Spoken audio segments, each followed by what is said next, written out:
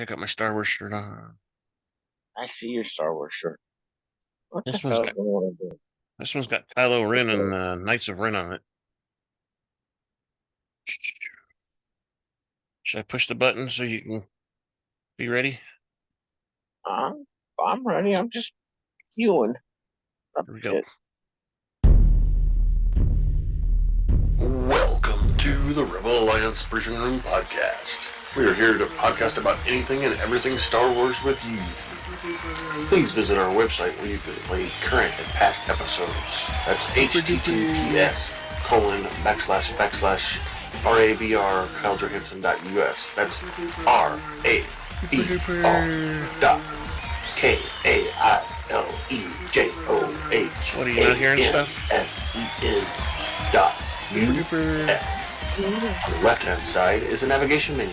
You can use this to learn how to load the Rebel Alliance Briefing Room podcast on your Android or Apple phone and tablet.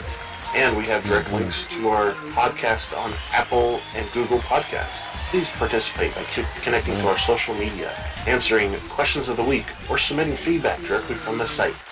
Again, all of these are available at the Rebel Alliance Briefing Room website at RABR.KAILEJOHANSEN.US. And now, it's time to talk Star Wars. I am Kyle John Johansson, and this is Andrew Scott Sutton. Say hello. Hello. Hello. Oh, I was going to say, I got a couple bobbleheads this week. Yeah, we got Bot Boy, we got Robot, you got what's his name? B2EMO. I got that one this week, but I got quite a few of the main characters from the Obi-Wan Kenobi. They had the two Inquisitors, the guy, the bald-headed guy, and then the guy that had the weird helmet thing going on there. I got those two, and then the robot, the Ned robot, the yellow robot that was the really tall robot that helped them in the shop or whatever. Yeah. I got that one, and then one with young Luke Skywalker as a boy. Yeah, I got those.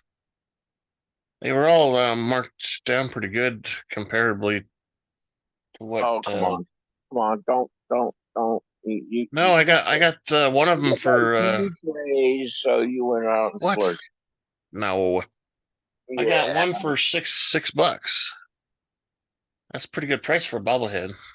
Yeah. $6 for, I think, at least one or two of them.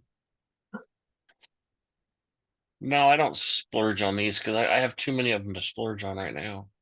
If I was splurging, I'd buy like 10 of them at a time. I don't do that. Anyway, so we should found someone that has them and buy them from them. I could, but they probably don't want to get rid of them. Maybe somebody that died, I guess, huh? I'll look at the obituaries. Have Star Wars bobbleheads and died yesterday. Oh, I gotta call them up. Those people that do the storage units do. They peruse the damn obituary. Yeah, they get lucky most of the time. See, what they show on TV is when they get lucky. They probably go through 100 storage units in that one day. They get lucky on the 3 or 4 that they show. All right, so today we're reviewing Star Wars Ahsoka Part 3 called Time to Fly. We'll discuss it with a detailed recap and then review and ask for lots of feedback, right? Sure. Right, Scott, right? I'm trying to think of it. I'm trying to think of the. It's a really short episode.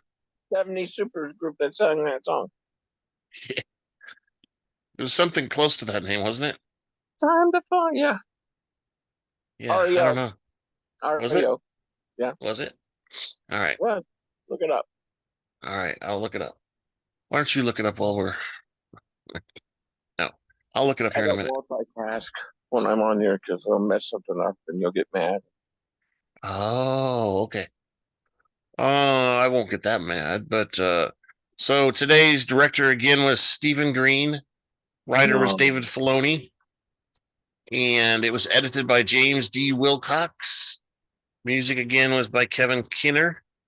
And this cast was fairly short, but it was long enough. And they have the one guy actually listed in the cast this time. So we have Ahsoka, which is a Rosario Dawson, Sabine Wren, Natasha Bordizzo, Hera Syndulla is Mary Elisabeth Winstead. Bayllan Skoll is Ray Stevens. Morgan Elisabeth is Deanna Lee Instantato. Professor Hanoi is David Tennant. You know who David Tennant is, right? He played on Doctor. He was a doctor on Doctor Who. Was he a doctor? Yeah, he was one of the doctors. And there's a rumor that they're going to have a crossover between Doctor Who and one of the Mandalorian shows. Don't no. Senator Zenoi, Zeno? More educated show than. Yeah, a little bit, maybe. I don't know. Star Wars shit. Senator Zenoyo is played by Nelson Lee. He's the Oriental-looking guy.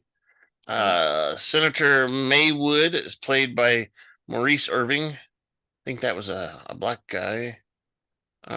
First Officer Vic Hawkins, played by Nican Robinson. Senator Ricardo, played by Jacqueline Anterman. Inquisitor Merrick. So he's got an Inquisitor name. Inquisitor Merrick was played by Paul Darnell. And we saw Jason Syndulla, Hera's son, in this episode. He was played by Evan Whitington. And we got a commercial, so let's do. And now, a word from our sponsors. Does your bald head take a beating from shaving, the sun, and all of the things Mother Nature throws your way? Do ladies look at your dry, sunburnt head and cringe? Well, guys, there's a new product out there in the head care market that promises to rock your head. I mean dome. Looks soft, clean, and touchable, and it's trending #1 through social media and on YouTube. Introducing Dome Armor. It conditions with moisturizers like coconut oil and shea butter, protects with sunscreen up to SPF 45, and enhances your already sexy dome into an irresistible hands-on experience. Yeah. Keep your head, dome, safe and protected.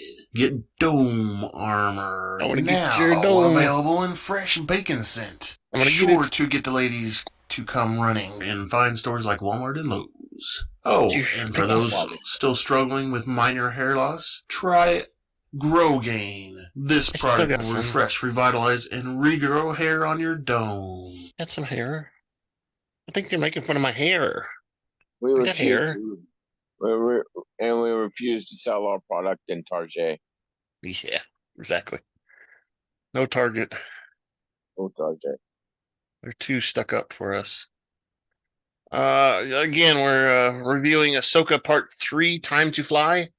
This episode aired on August 29th.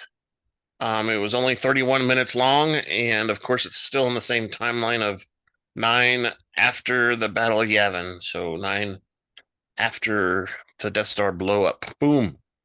The first time. And we see in this episode where they're nervous about it being another Death Star, that thing that they see. So what that means is it's time to grab your favorite beverage, pull up a chair, and join us in the Rebel Alliance briefing room. Right? 10-4. All right. So we start out today. Sabine's in training. Ahsoka on Ahsoka's T6 shuttle. Hanoi and Sabine are training, and they're doing different moves and stuff, so they've got different names. So he's calling out the name of the move, and she's executing him with this hologram thing that he's got on his arms or whatever. Stupid ass flashlights. Yeah, flashlights. And it records, her making the move and stuff, and he's like, "Oh, it's pretty good. You're pretty good. You're not perfect, but you're pretty good, right?" So then she starts to party with Ahsoka, right? Mm-hmm, with the blackout hood on. Yeah, she with the wooden blades and the blackout hood, and she says, Mm-hmm. "Trust your instincts, right? Use your instincts. Don't." Luke, Yeah. And blah, blah, blah. So then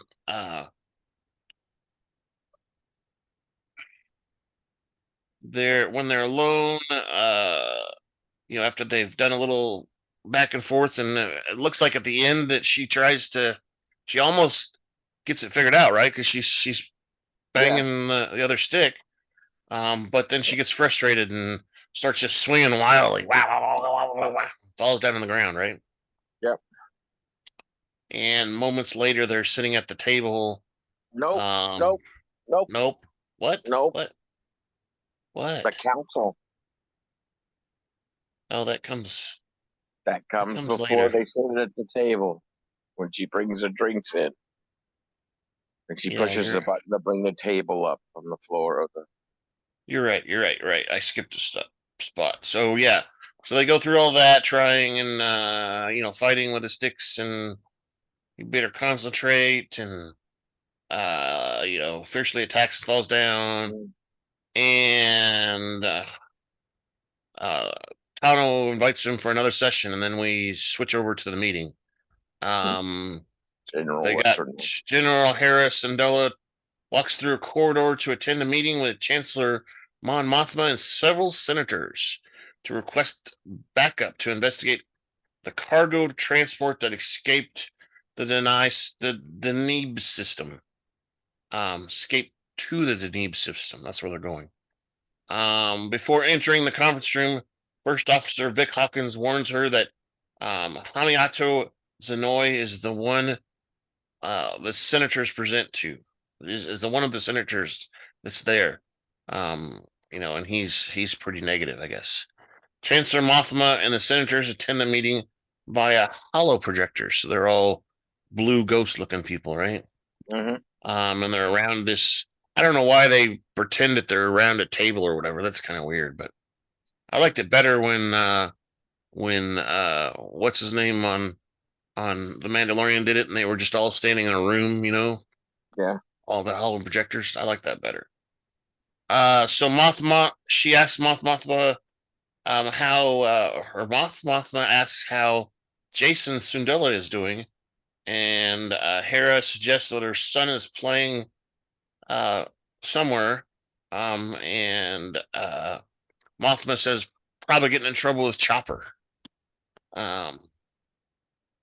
Senator Zenoi insists that they proceed with the business. No more chitter chatter. Syndulla explains that her investigations into the attack on the Vesper led her to a Santhi shipyard on Corellia, where she was attacked by Imperial loyalists. What? And they were working with Morgan Elisabeth. Oh no.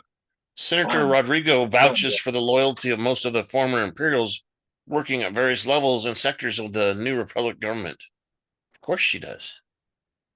Syndulla replies that those saying long live the Empire are not the kind of loyalty that they're looking for. So she's saying you guys are crazy. You're just senators sitting there in an office. You have no idea what's going on. Exactly. Mothma says that her understanding was that the loyalists were arrested and the facility was shut down pending further investigation. And Syndulla confirms this, but believes that is part of a larger operation involving Grand Admiral Thrawn. What? Thrawn's dead. And the Zenoi guy suggests that Syndulla is just trying to make a big deal so she can get, basically approval to go hunt him down and spend lots of money that the New Republic doesn't have. Yep. Syndulla believes that Thrawn is alive and seeks permission for a task force to the Nab system to investigate the matter.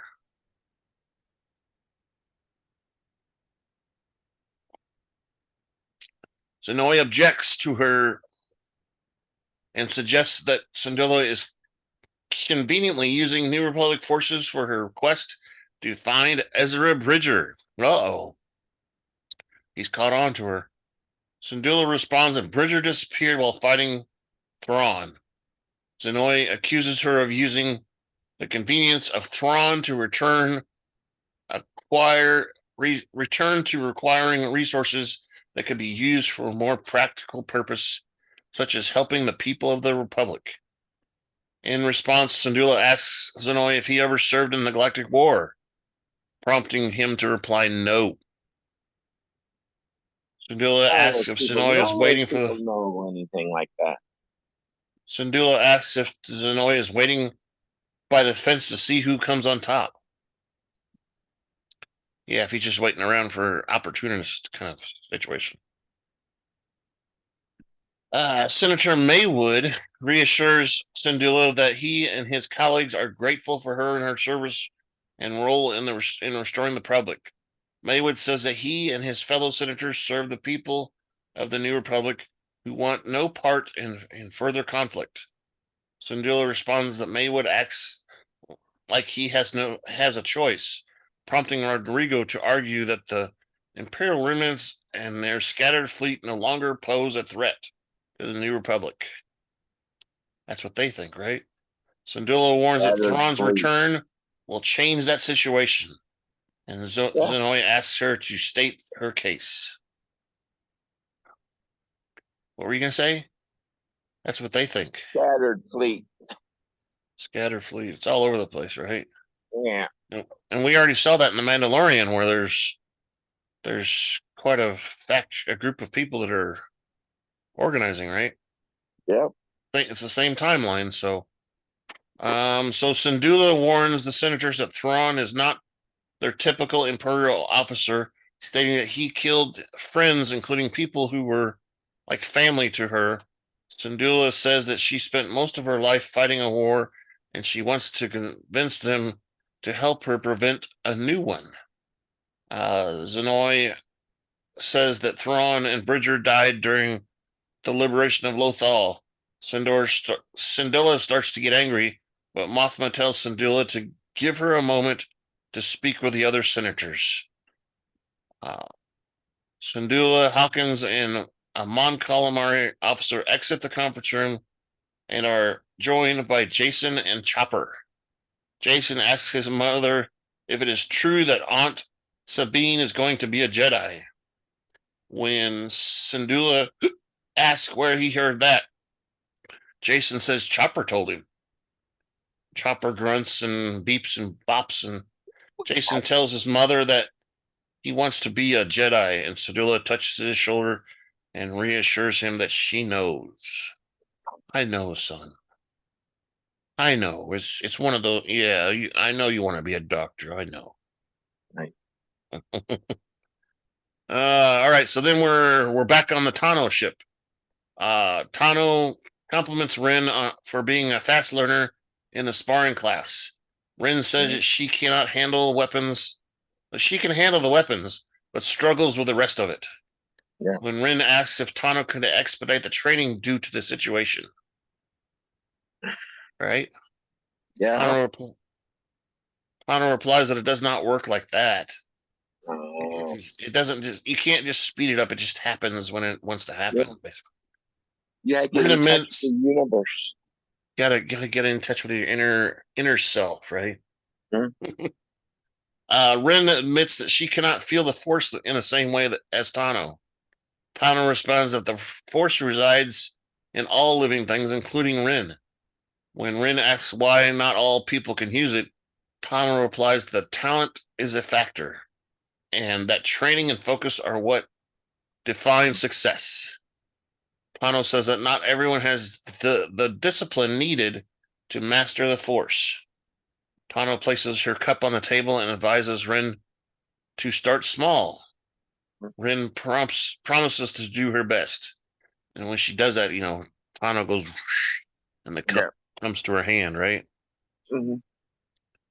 And then we see for a second there, Wren is looking at her cup, right? Yep. Trying to make it work. And And she opens one eye. She opens one eye and leaves one eye shut. Yeah, trying to see if it's moving. It's not moving, damn it. Come on. And then back in the cockpit, Hanoi tells Tano that he has not heard from Syndulla about reinforcements from the New Republic. When Hanoi asks about Wren's progress, Tano says that Wren is frustrated and still finds it challenging.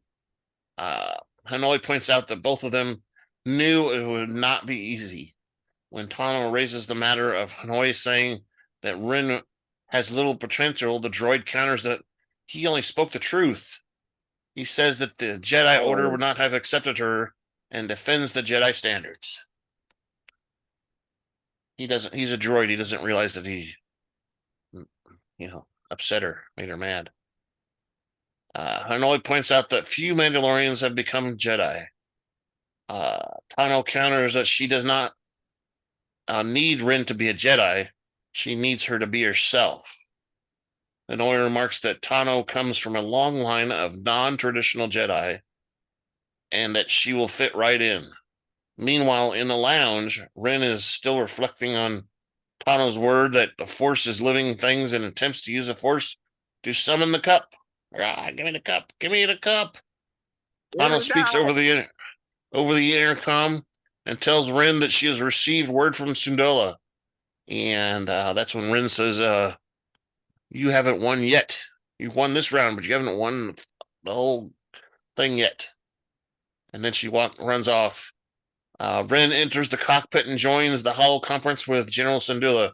Syndulla regrets that neither she nor the New Republic Defense Fleet will be able to join them at Siestos, which is where they're going in the Denab system. Syndulla explains that the Senate committee refuses to approve their mission. Before Syndulla can explain, the transmission is cut off. Oh no! What happened?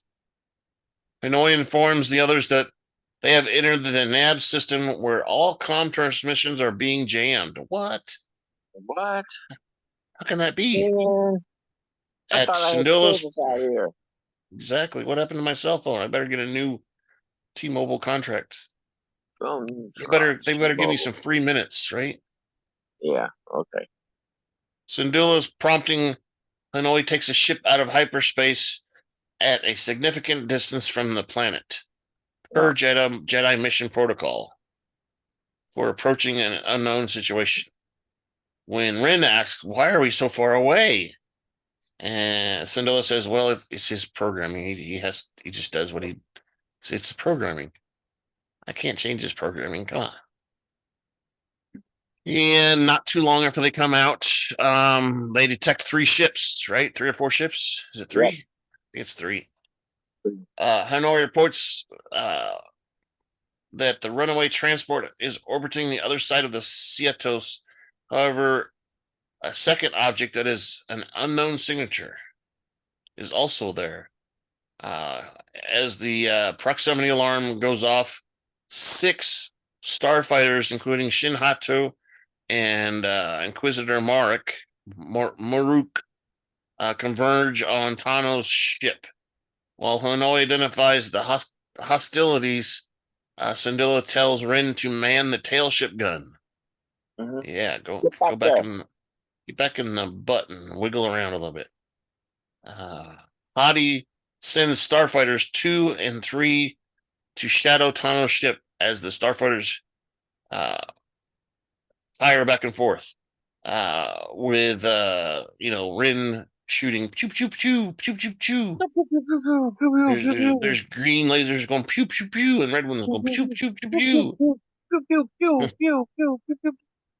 Wren tells Tano over the intercom to hold the ship steady, and Tano tells Wren to learn how to anticipate their actions.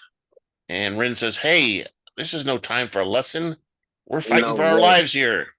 know where they're gonna be before they're gonna be there. Exactly. Wren fires back, but the enemy starfighters prove too nimble for her. Tano asks Hanoi about the object, but he offers some theories.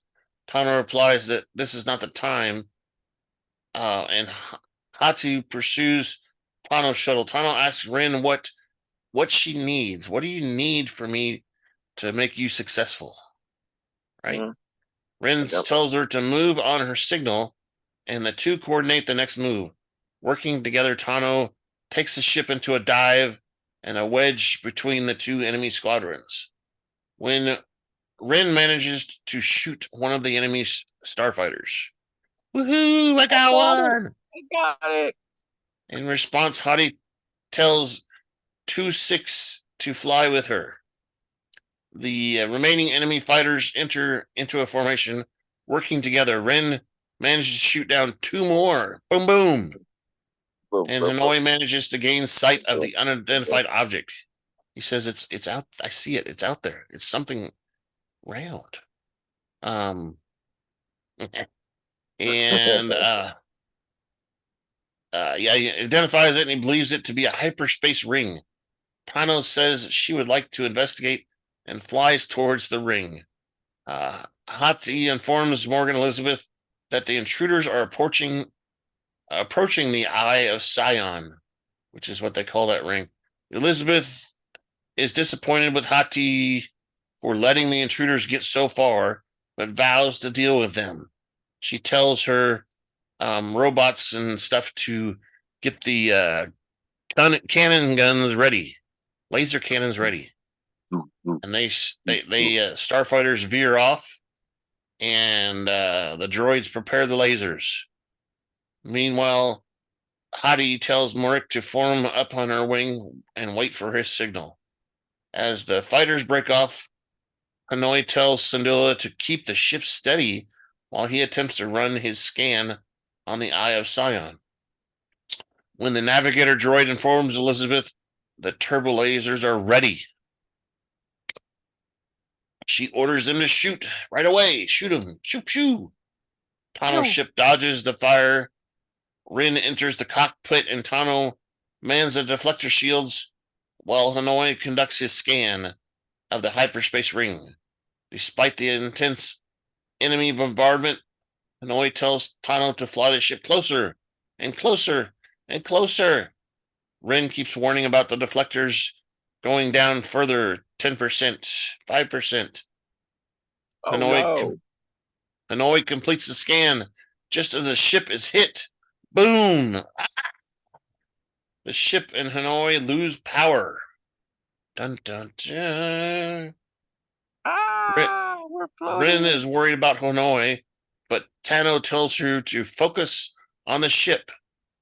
We might die too.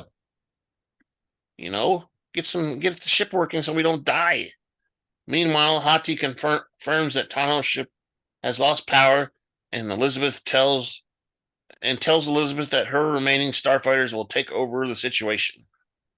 Wren informs Tano that their backup systems are working, but their hyperdrive and cannons are inoperable. Uh-oh.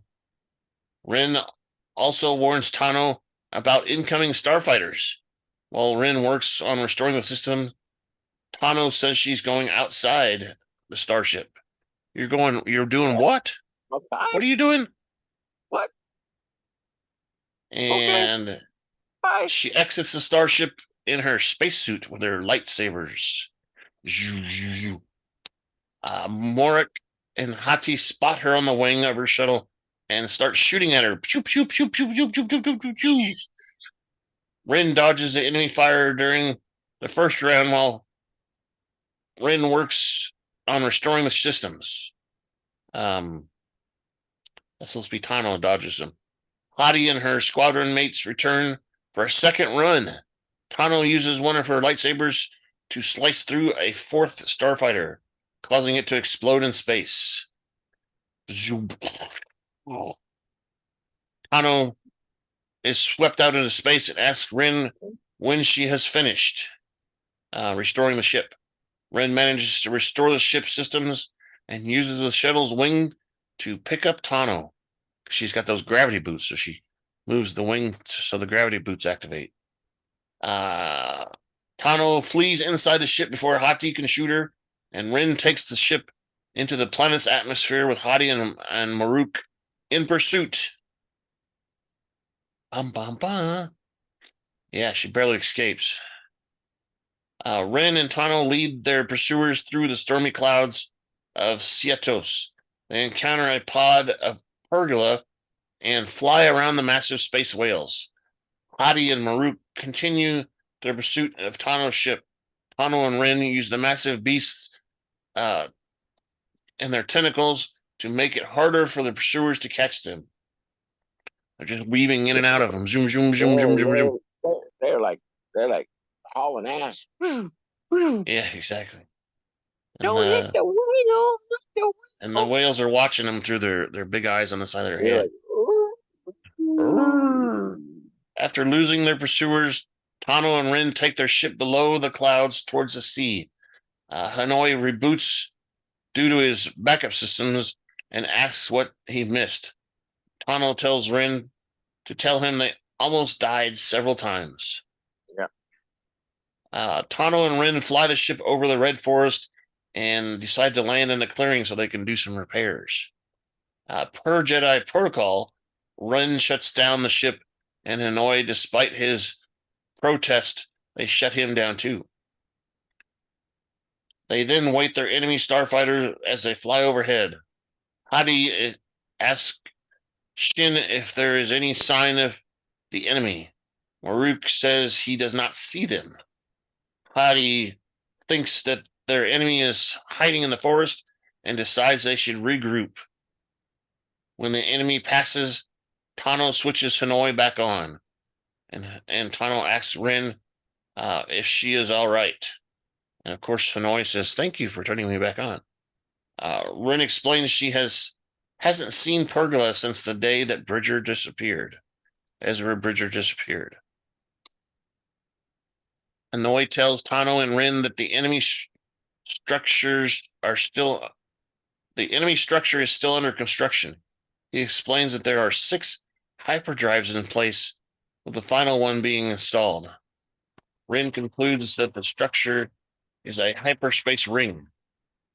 Yeah, and you gotta remember, we see those big Star Destroyers and they like have 4 drives. Some of them I've seen 5 on some of them. I don't know, maybe that big huge one that Kylo Ren had more than 5, but anyway, that's a lot of big drives, right? Yeah, but they huge drives. Yeah. When Wren concludes that the structure is a hyperspace ring, Hanoi remarks that he has never seen a ring being built on this scale before. Based on the ship's engines and configuration, he estimates that it could be capable of hyperspace jumping of astonishing speeds and distance. When Tano asks, when Tano asks if a ring like that could travel to another galaxy, Hanoi says that it could work theoretically if one knows the exact coordinates of navigation.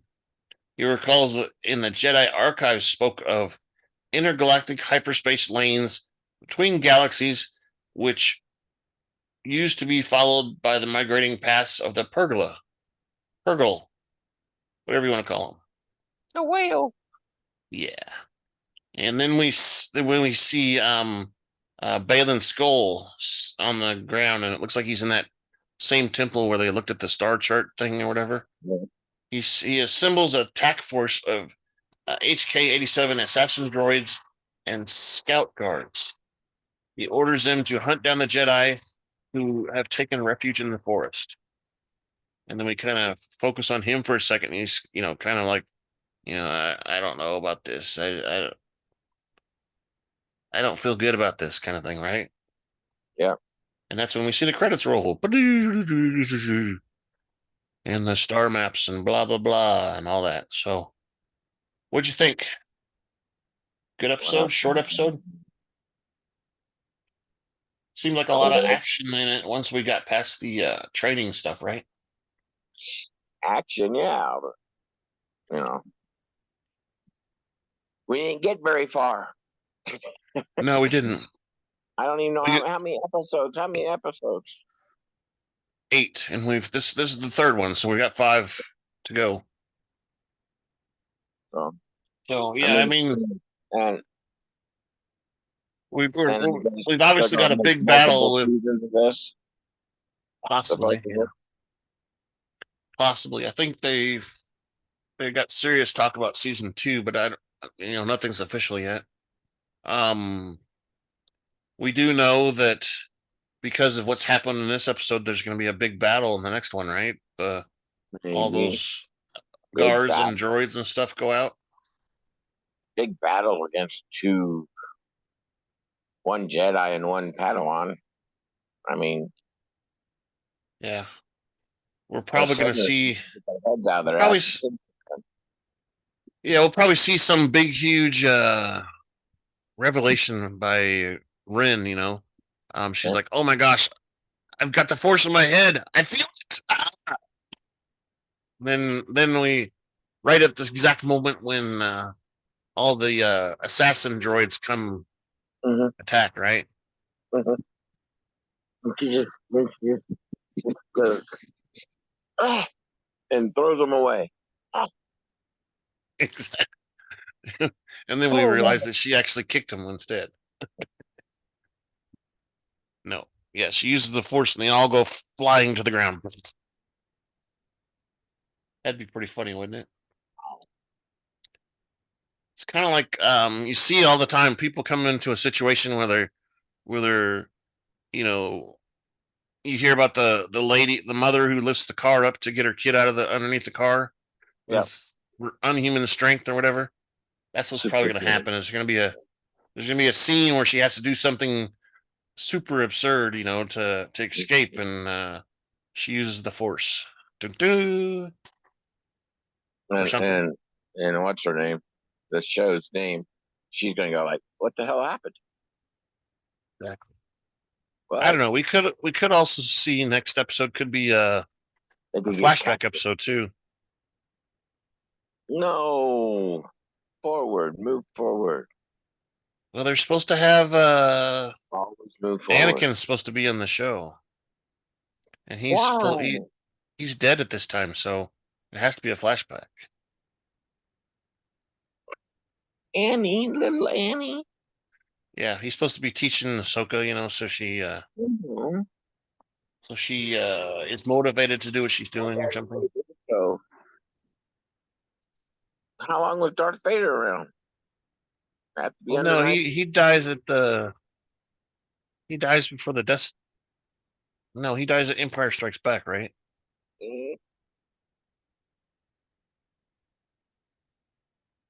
No, it's Return of the Jedi because he's still alive in Return of the Jedi. So it's probably after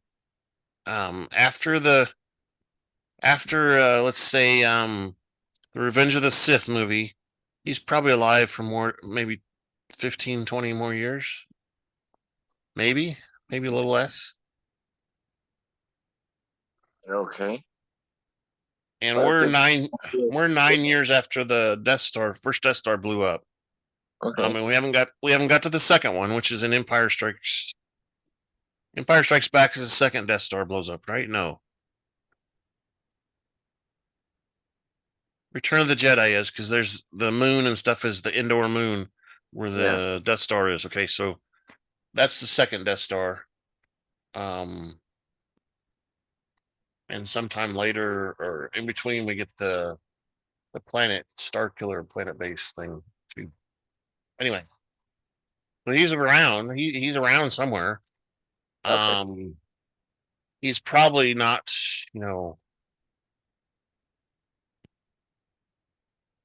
looking for Ahsoka. He's probably looking for Obi-Wan Kenobi or something, Okay.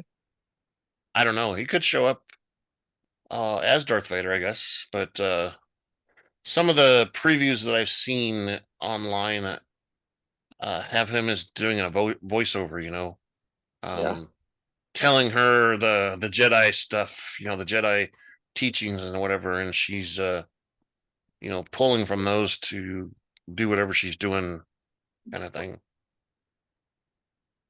Anyway, so there's that. So what do we do here? We need some of this, right? Feedback at KyleJohansson.us. That's feedback, KyleJohansson.us. Down there. Yeah, so we need lots of feedback. I didn't pull any feedback this week like I did last week. But a lot of people are torn with this episode. Because they're still stuck on the idea that how did Wren survive in the first place?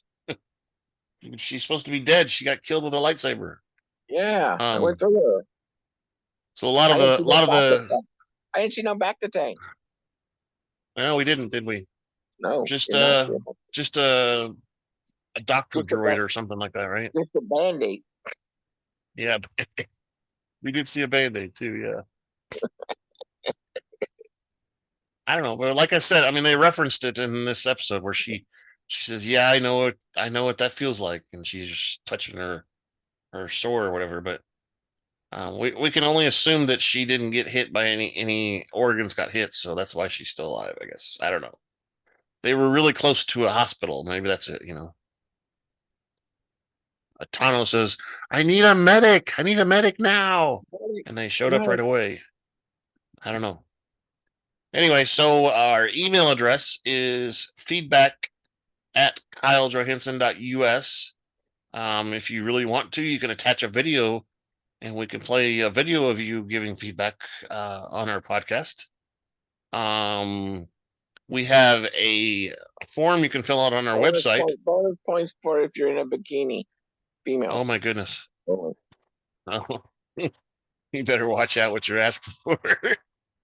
Yeah, on the left-hand side of the website is a link for feedback, and it's just a form you fill out and you can put it in there and it sends it off to us. We are on Twitter at super_duper_pod.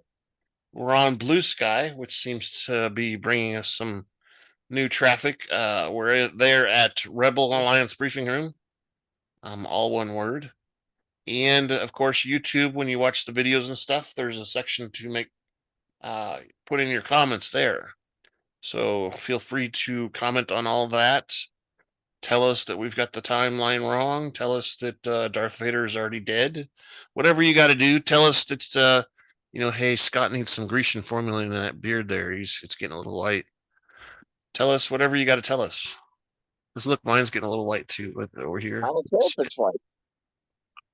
I don't either, really. I don't really care if mine's white either. It drives my wife crazy though. She doesn't like to see that I got white hair. You can see it over here on my head too. A little bit.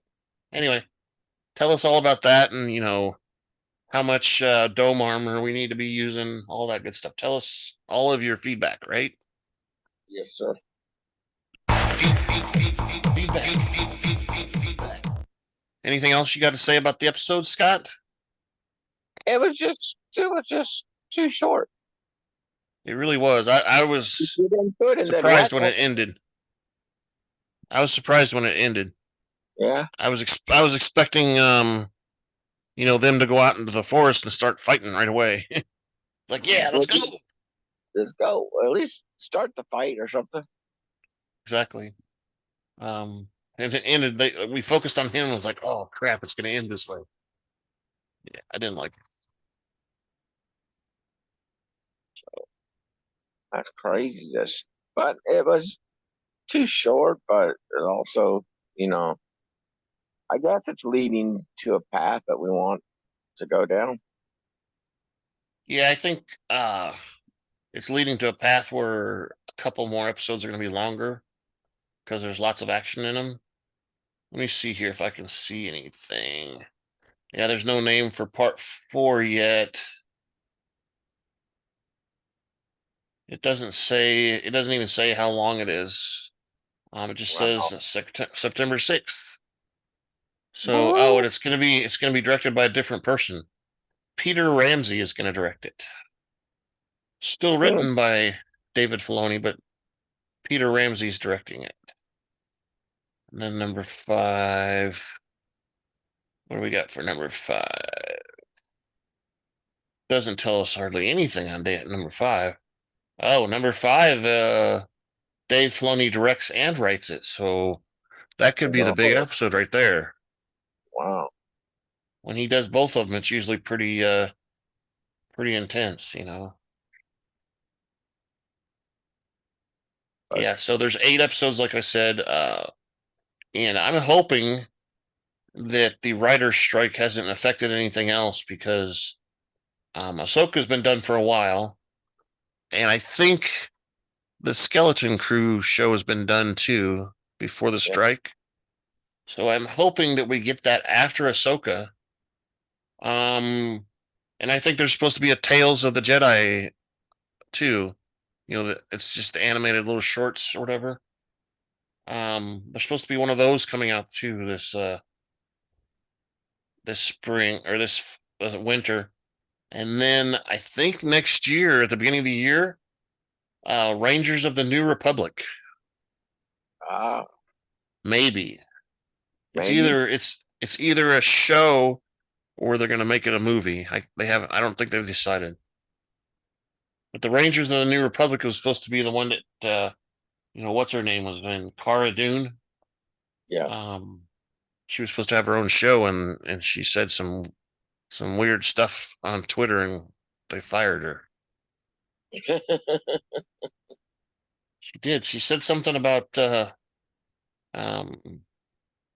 was right before the attack on the Capitol. She said something about stuff like that. Democrats and whatever. She said something weird like that, and they fired her. Oh, well. Yeah. Guess you can't have your own view in this country anymore. She was pretty hot, too. Not that these other two, I mean, holy crap, the Wren and Syndulla, man. They got some tight butts on this show. Mm-hmm. Bam. Yabba, yabba, yabba, do. That's right. I still can't get over Syndulla's eyes. They're too green. Too green? Yeah, I'm looking at them. I'm like, what the hell? I thought they were blue. Yeah, blue or green, whatever it is. It's just blue. Yeah. It's like the eyeballs are floating in space outside of her head because they're so bright. Yeah. Anyway. All right. Well, I guess I'll wrap this up. Short podcast along the short episode, right? Hey, Rick, where you at? Yeah, where's Rick at? Rick, hey, we need everybody out there to find Rick. Yeah, tell him that he's done with starting up school. Yeah, send feedback. Find Rick. Yeah, hashtag where's Rick? Yeah. All right. Thank you for listening to the Rebel Alliance Briefing Room podcast. Thank you. Please visit our website where you can play current and past episodes. That's https://RABR.KyleJohansson.us. That's RABR.KyleJohansen. Down there, Scott. US. On the left-hand side is a navigation menu. You can use this to learn how to load the Rebel Alliance Briefing Room podcast on your Android or Apple phone and tablet. And we have direct links to our podcast on Apple and Google Podcasts. Please participate by connecting to our social media, answering questions of the week, or submitting feedback directly from the site. Again, all of these are available at the Rebel Alliance Briefing Room website at RABR.KyleJohansen.us. This podcast in no way is approved, sponsored, or owned by Lucasfilms Ltd., Disney, Disney Plus, or any of its subsidiaries.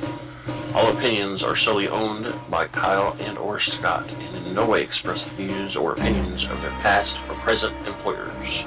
Views and opinions are not supported or restricted by Lucasfilms, Ltd., Disney, Disney Plus, or any of its subsidiaries. Any rebroadcast, reproduction, or other use of this podcast and its affiliate sites without consent of Super Duper Podcast Network and its host is prohibited. Both of us. I am Kyle John Hansen, and this is Andrew Scott Sutton. Say goodbye now. Bye-bye. Oh boy, yo. Oh boy. Boy. Oh boy. Oh, Let me click this button.